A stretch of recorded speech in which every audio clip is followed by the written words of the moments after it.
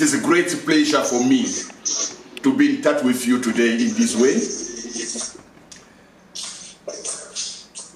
My blessing for this morning is to let the people of God to know God is alive and God is still waking up to now. You can imagine and see yourself, not because of our own barrier, which can prevent God not to do what He planned for.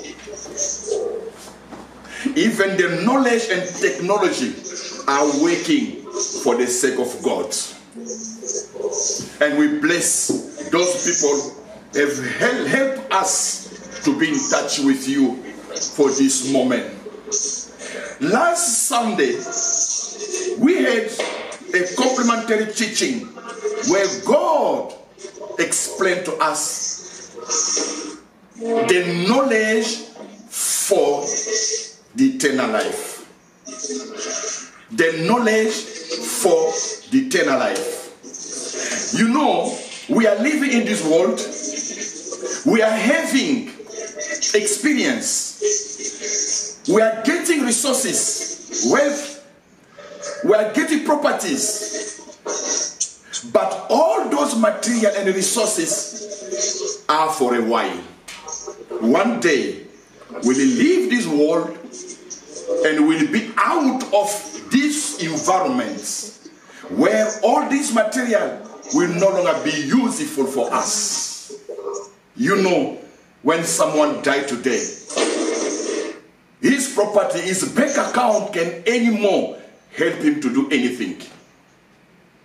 We need to prepare ourselves for the eternal life. That is the key point for all faith, all church. Today, I would like really to bring you again back in the fundamental teaching of salvation, growing in the grace and the knowledge.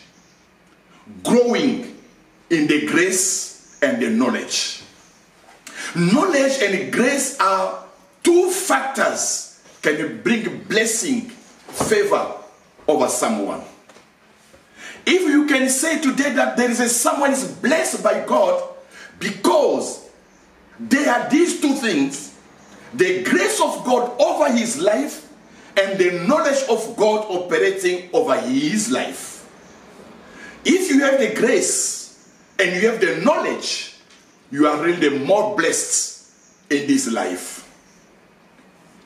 We are going to discover what is the will of God for our life. How faith come in for blessing people.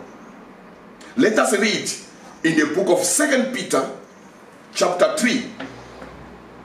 I would like to start verse 10, but our verse will be 17, just to get the whole meaning of this scripture. 2 Peter chapter 3 verse 10. Let us read. I'm reading in the simple English one, New Translation version. But the day of the Lord will come as unexpected, as a thief. Then the heaven will pass away with terrible noise, and the very element themselves will disappear in fire, and the earth and everything on it will be found to deserve judgment.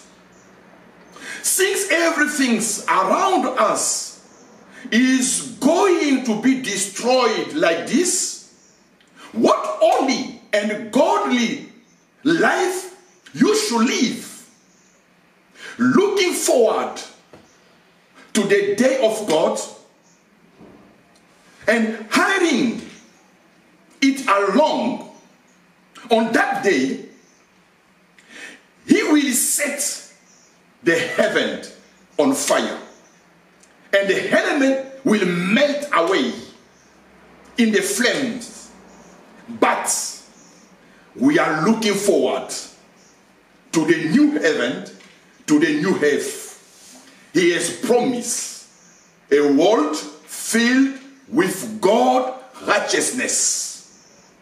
And so, dear friend, while you are waiting for these things to happen, make every effort to be found living peaceful life that are pure and blameless in his sight. And remember, our Lord patience give people time to be saved. This is what our beloved brother Paul also wrote to you with the wisdom God gave him, speaking of these things in all his letters.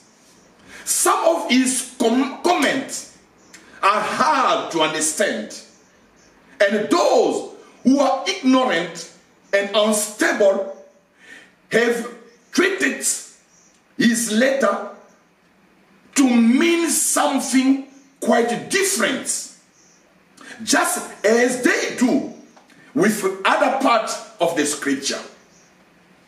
And this will result in their destruction. You already know these things, dear friends. So be on guard. Then you will not be carried away by errors of these wicked people and lose your own secure footing.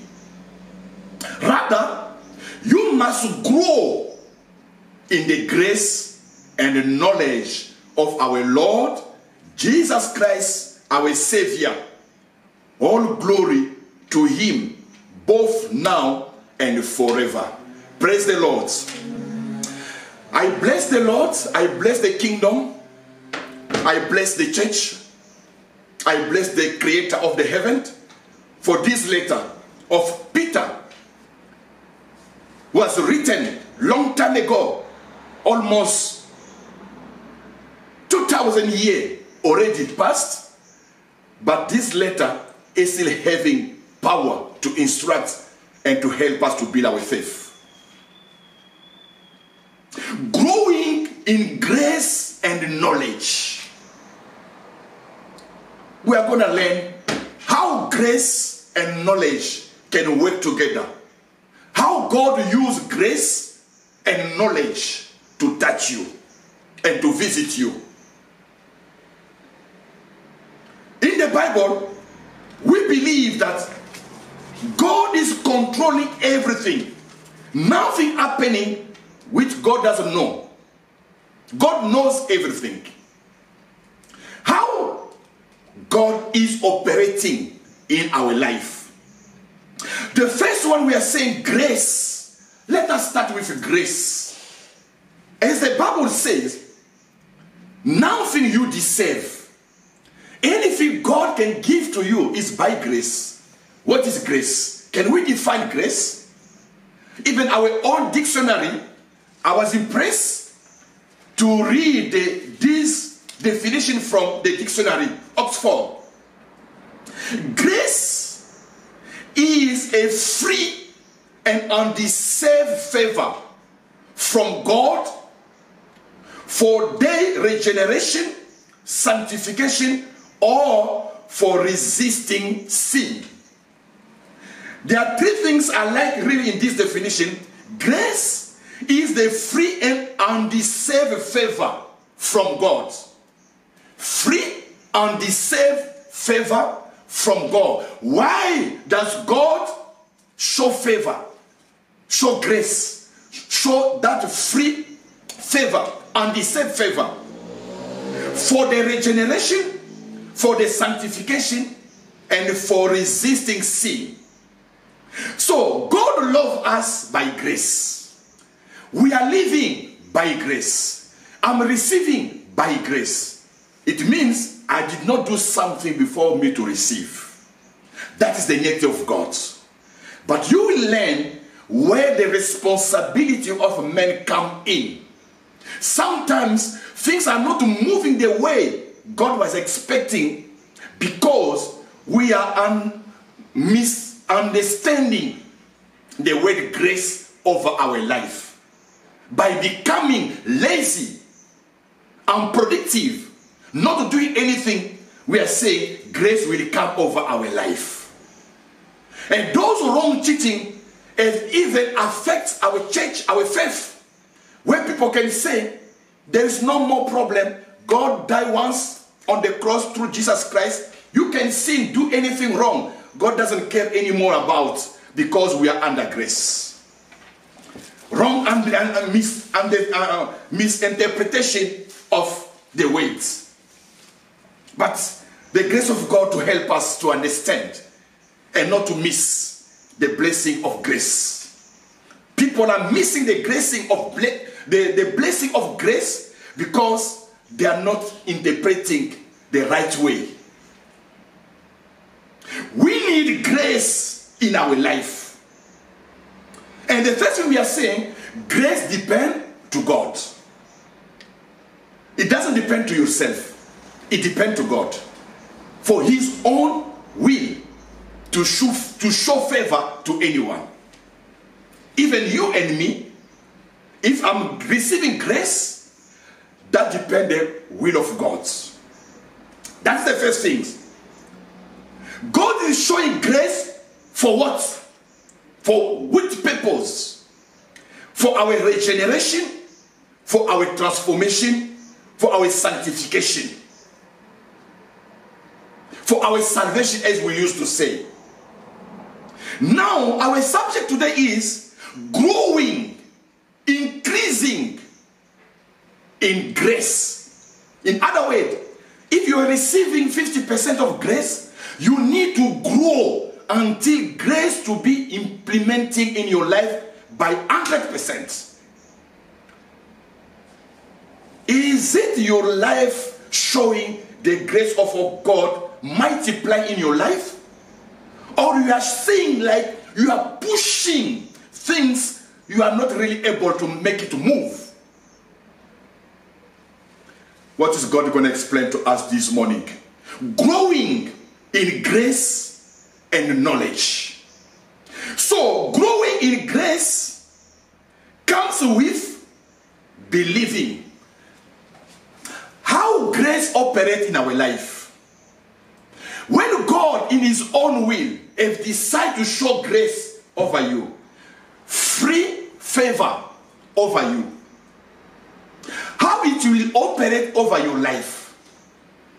The principle, you must first believe. When you believe, the grace of God come over your life. When those who don't believe, the grace of God is suspended. So you can see there is a principle. The grace is activated when people believe. So you have your responsibility for God to show grace over your life. That free favor and deserved favor over your life, you must believe. That's what the Bible says in Ephesians chapter 2, verse 8. Ephesians chapter 2, verse 8, explaining the way grace operates in our life. Praise the Lord. God saved you by his grace when you believe. God saved you by his grace when you believe. So when you activate belief in you from God to God, the grace of God come upon your life. And you can't take credit for this. It is a gift from God. Salvation is not a reward for the good things we have done. So none of us can boast about it. Praise the Lord. So the grace of God is operating in your life when you believe God. That is, sometimes people don't understand. How come that man has got plenty of favor over his life? Anytime Anytime problem happen, a while, things will move up. Anytime problem come in, solution will come up. Because that man have learned how to believe. You need to believe in the word of God. You need to believe in God himself. He exists. And he is the rewarder of those who are looking for his face. When you are coming to God as the Sunday service, you must know that you are not coming to waste your time.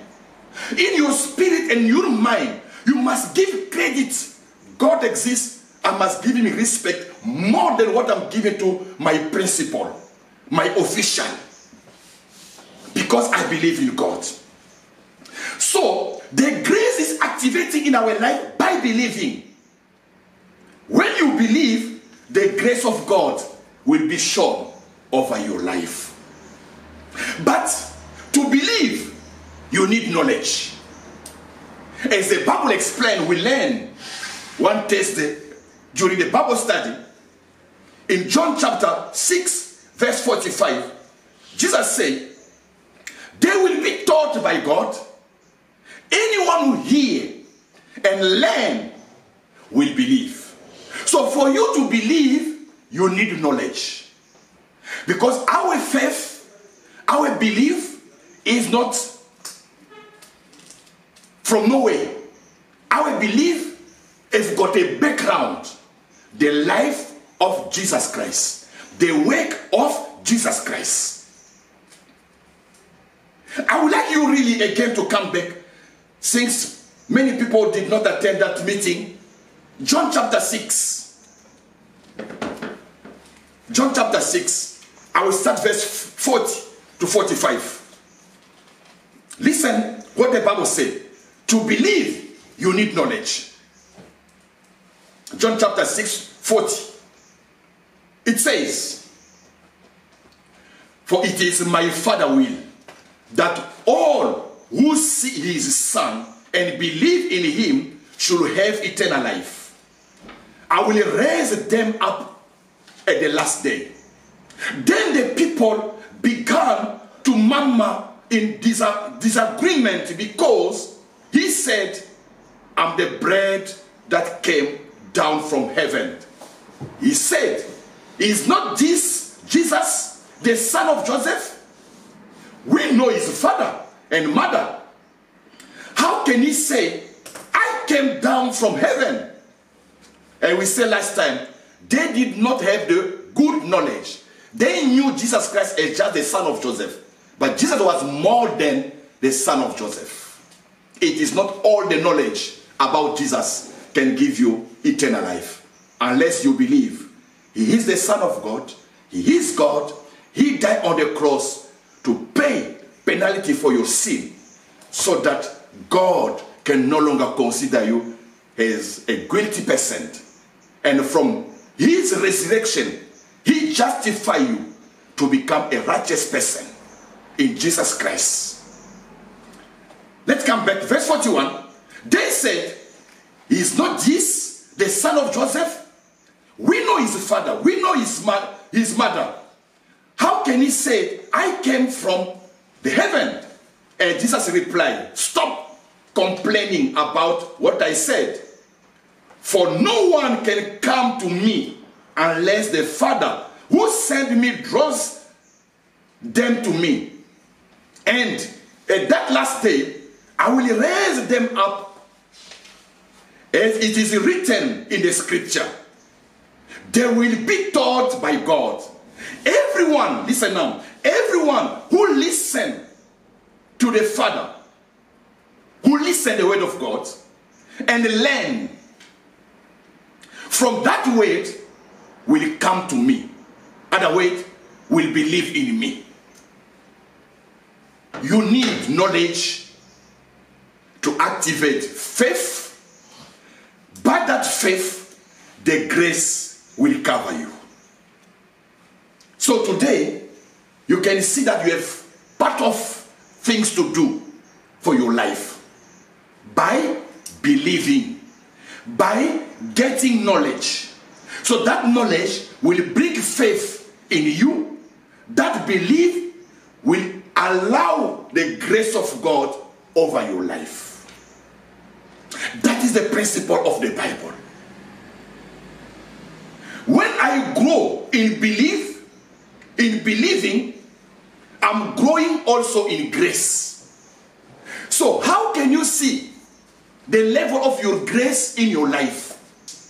You will notice that the grace of God is growing in your life when your faith becomes strong enough. When your belief increase. When you are believing increase in your life, the grace of God multiply in your life. Praise the Lord. Jesus, what the Bible says, when I increase in believing God, the grace of God will be multiplied over my life. So you have got part to do, not by your effort, just believing. When you are believing, that will help grace to come in you, start giving you the new ability. When people can doubt, the grace of God will help you to believe, to accept.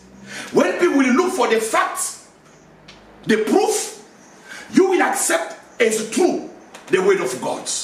You will not challenge God. And God is promising you the grace will be over your life.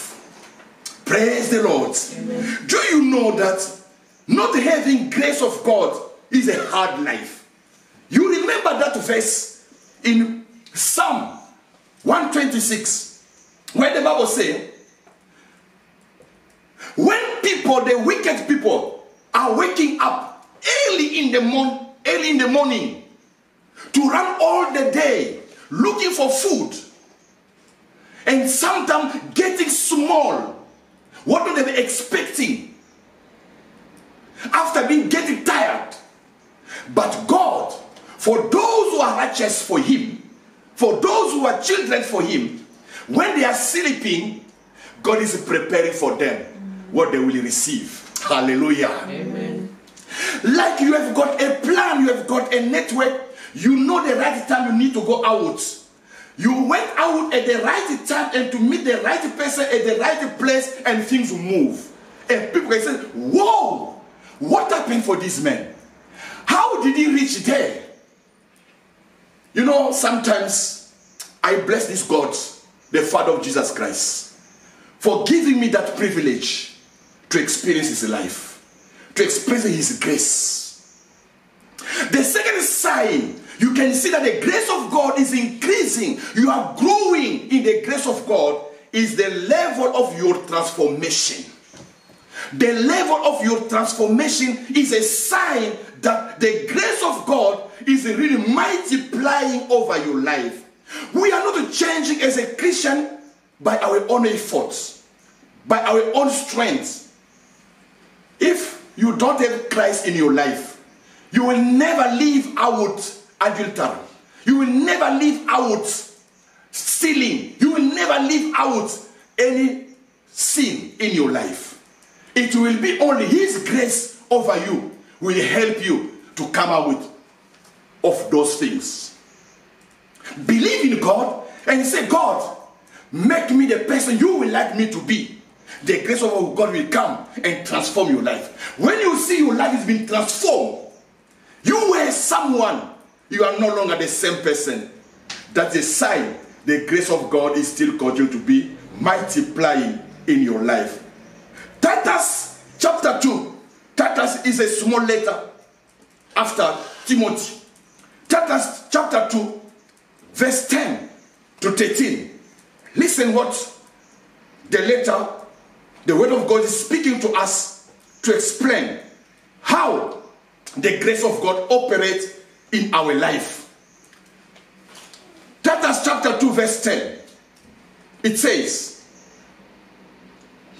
okay, I will start just verse 9. Slaves must always obey their master and do their best to please them. They must not talk back or steal, but must show themselves to be entirely trustworthy and good. Then they will make the teaching about God, our Savior Jesus Christ, attractive. That's what we said last time. Sometimes we are selling wrong Jesus Christ to people. We are not making people to believe in our words, to believe in our God, because our life is not attractive to bring other people. I don't have a testimony to show that Jesus Christ is alive. That's the reason people around me cannot see the face of God.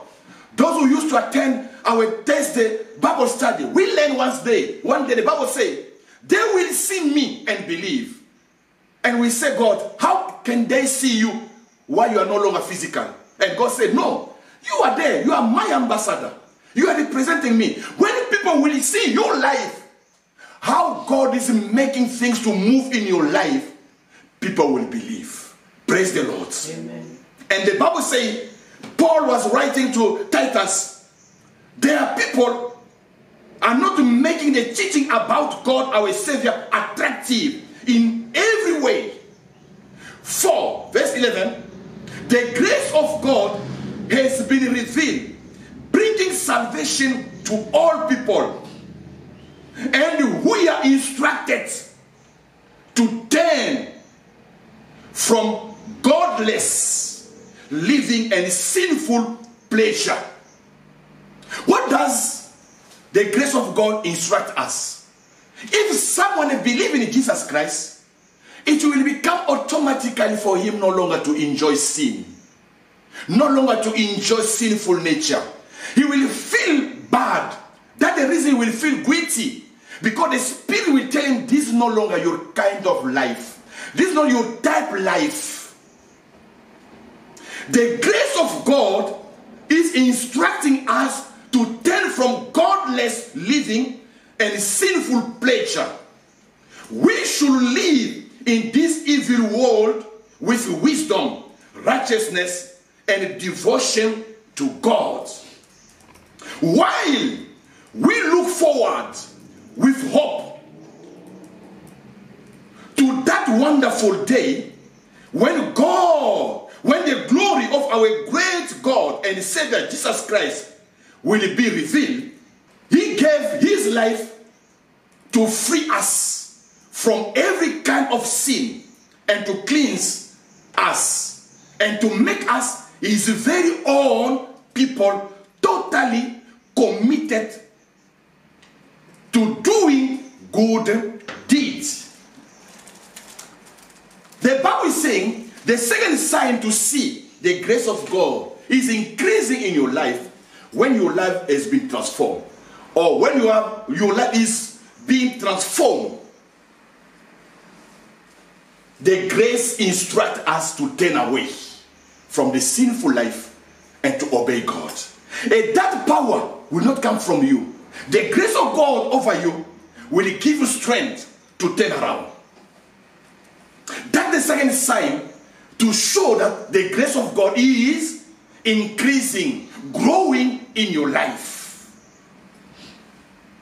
Renunciation of ungodly things is a keyword which brings transformation in our life. Then the grace for those who resist sin will increase. Remember the first definition.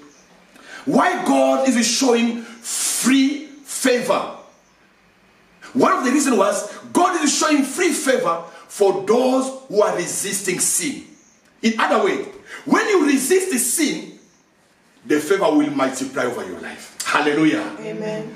When you are attacked, when you are tempted, and you overcome the situation, the grace of God will come over your life. The grace of God will multiply over your life. That is the principle of God. So be serious with God. You will multiply the grace and favor. I like to know in the dictionary that British people used to use grace and favor to show something they are giving to someone, like an estate to rent for recognition of the good work he did. Those are resisting sin. The Bible says the grace of God overflow over their life. That's the principle of God. Then the grace will be multiplied. That's where people will mislead, misunderstand, misinterpret.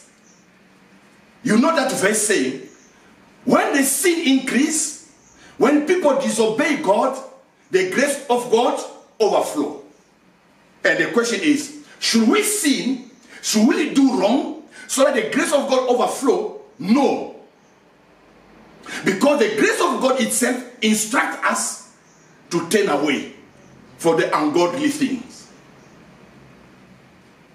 And you know, just to remind you, in Romans chapter 6, verse 1 to 2, the Bible says, since the grace of God is multiplying over those, or in the area the sin is becoming common, should we sin so that the grace of God to be multiplied in our life? No. What does it mean? Don't pay yourself for making a way to say, this should be the right things. Even I'm doing wrong, but there is no other option. No. You can't pay yourself. Accept to suffer because of the will of God, and God by His grace will multiply the favor over your life. Do you know, my brother, let me tell you again, I did my study in Europe. I spent almost 8 years. After my study, people just advise me, go and be an exile so that you can get support, so that the government can support with social work, with the social help. But I said to them, but I never do. I never did politics. What can be my statement to go then to say, I'm in exile? No, we'll help you just to make a story. But to say, but me, I'm a Christian. If something like that happen, I will not be quiet, I will not be fine. But if you don't do this, you can't stay in Europe. Yes, it was true. I refused to give honor to my God. And I went back to my country. But today, God is bringing me back as a king, as a prince. I'm entering Europe with a great honor. So you can see that the grace of God will be multiplied when you are giving honor to God.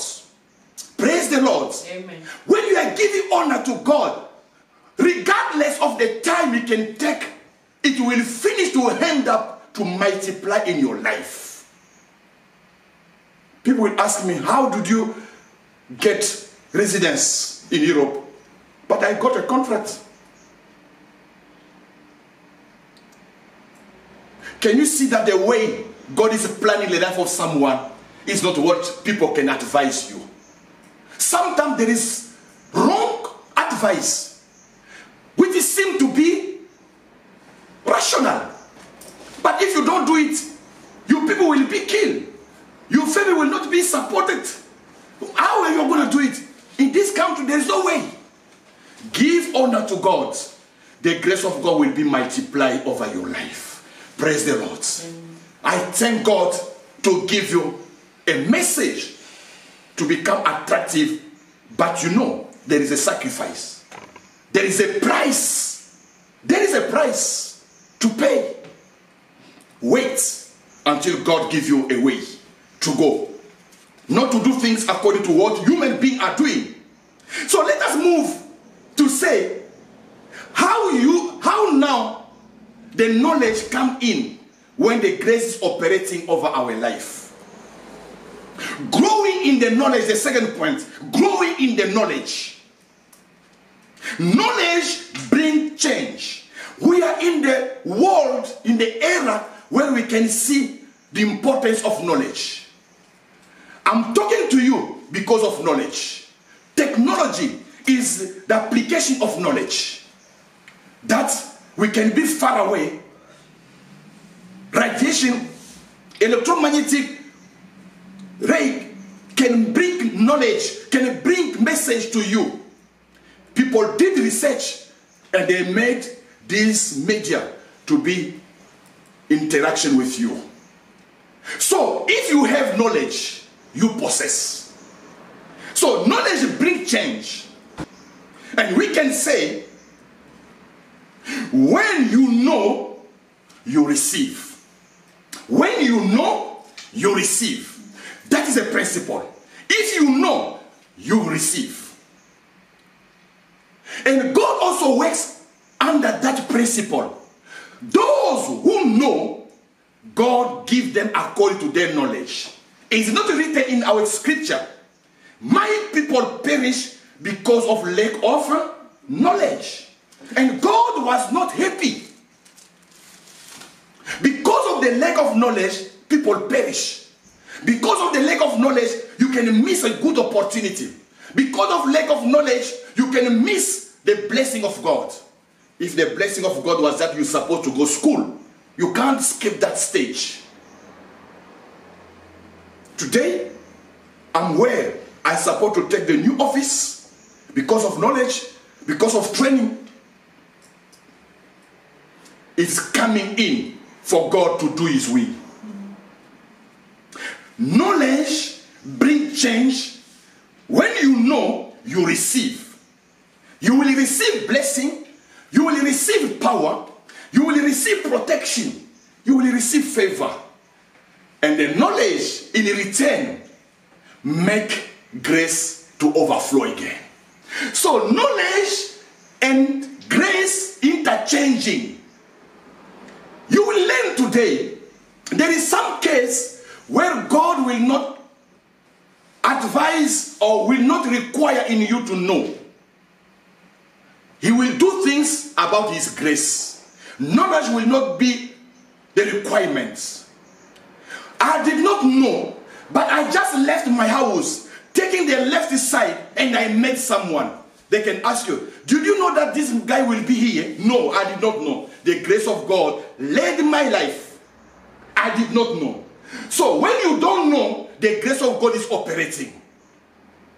But when you know, you can't ask God to do by grace. Because the knowledge is already a power. The knowledge is already a way God is leading you.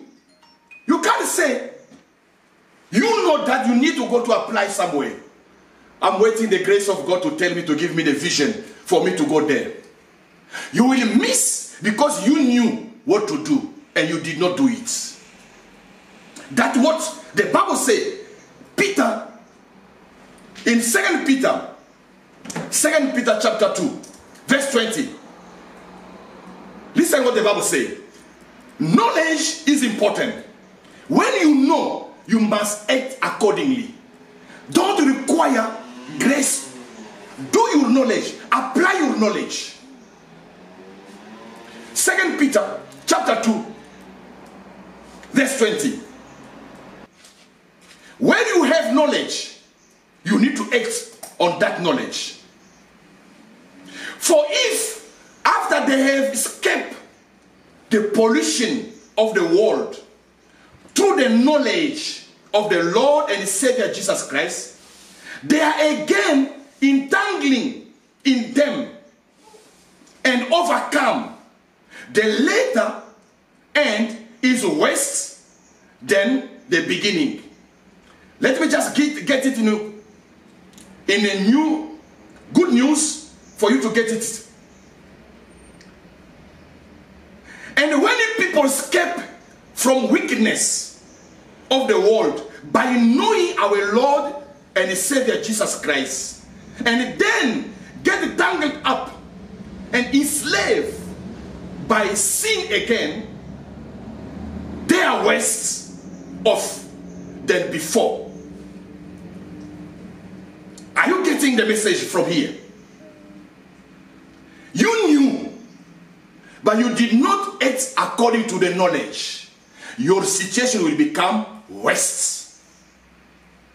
That is the negative point.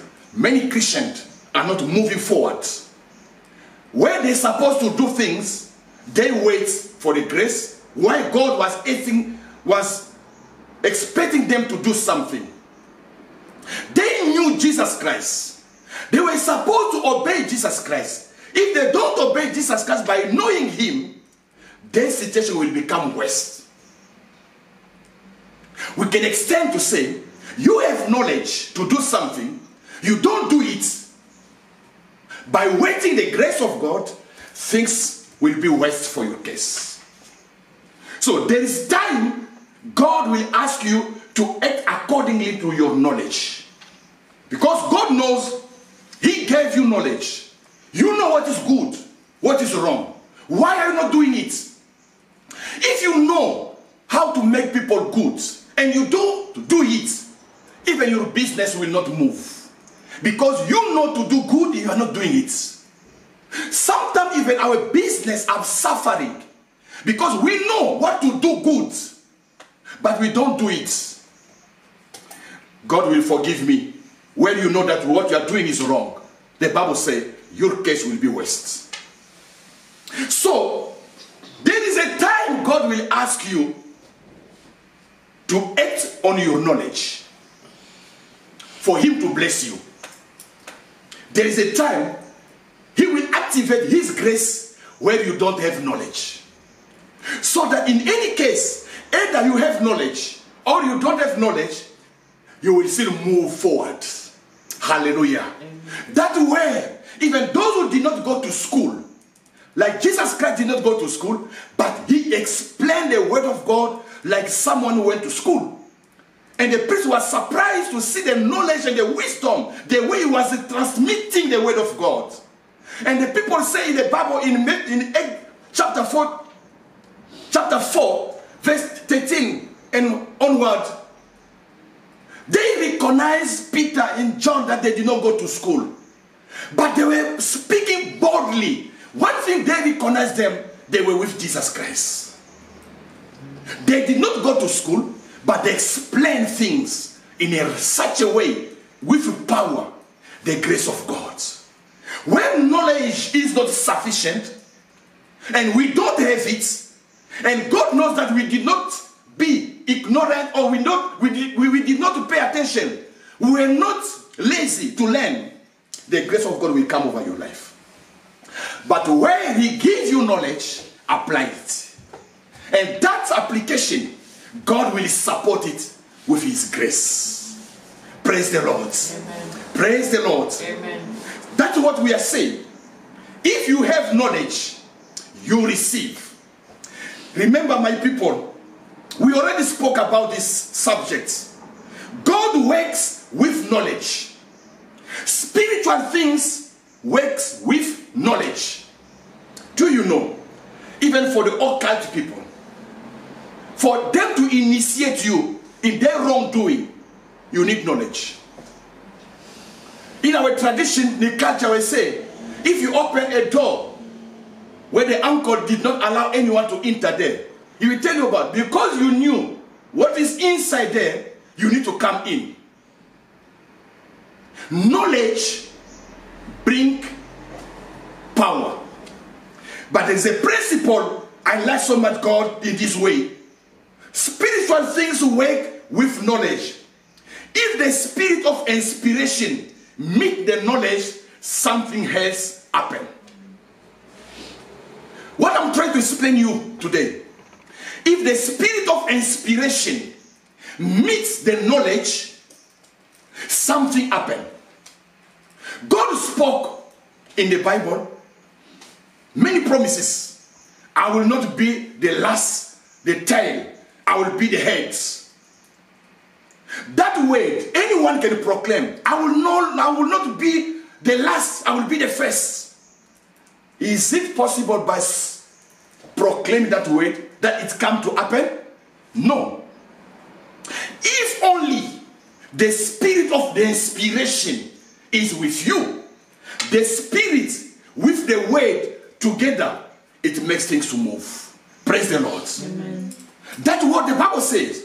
It's not easy only to quote, to declare, to proclaim a word, if the spirit of the inspiration is not in you.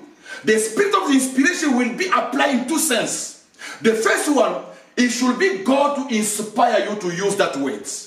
When God inspires you to use that word, he will accompany it. But if you just take it by your own, as a logos, the common knowledge, because in the knowledge we have two parts. There is the rhema, what we call the inspired knowledge, and there is the logos, the common knowledge. The one who works in our life is the rhema knowledge. That's where I got this principle to say, if the spirit of the inspiration meets the weight together, life come out. Are you in fellowship with God before you to claim for any promises? If you are not in fellowship with God, the spirit of inspiration, that word is not with you.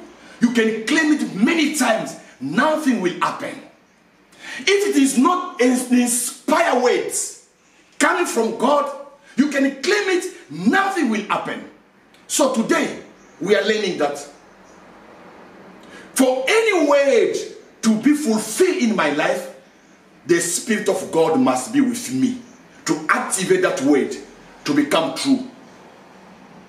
The spirit of inspiration meeting the knowledge that make a power to be shown up. Today, God is telling you, my brother, my sister, live in a such way the spirit to operate in your life.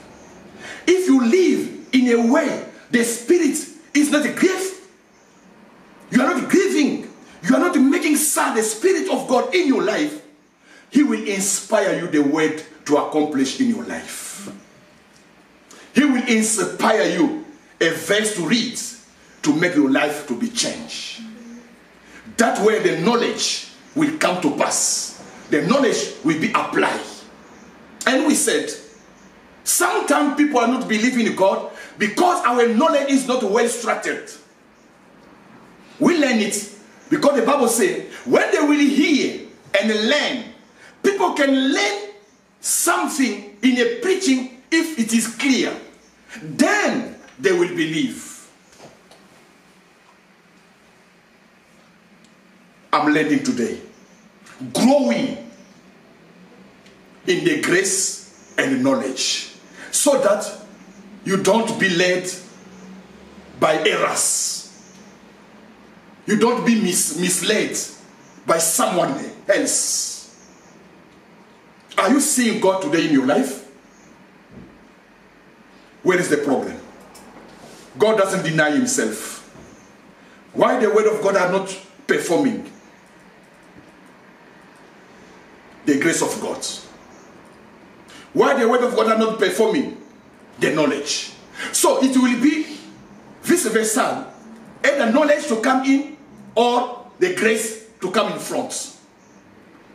If you are between, the Holy Spirit is leading you. Either by grace you will receive it even you did not comply. The grace of God will be with you. Or he will make you to fulfill the knowledge requirement so that you will succeed. Even into our faith, we'll finish 2 Peter to conclude for today. Chapter 2.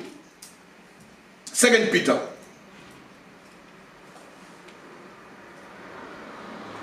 Chapter, what I'm saying, 2 Peter chapter 1. Sorry. 2 Peter chapter 1.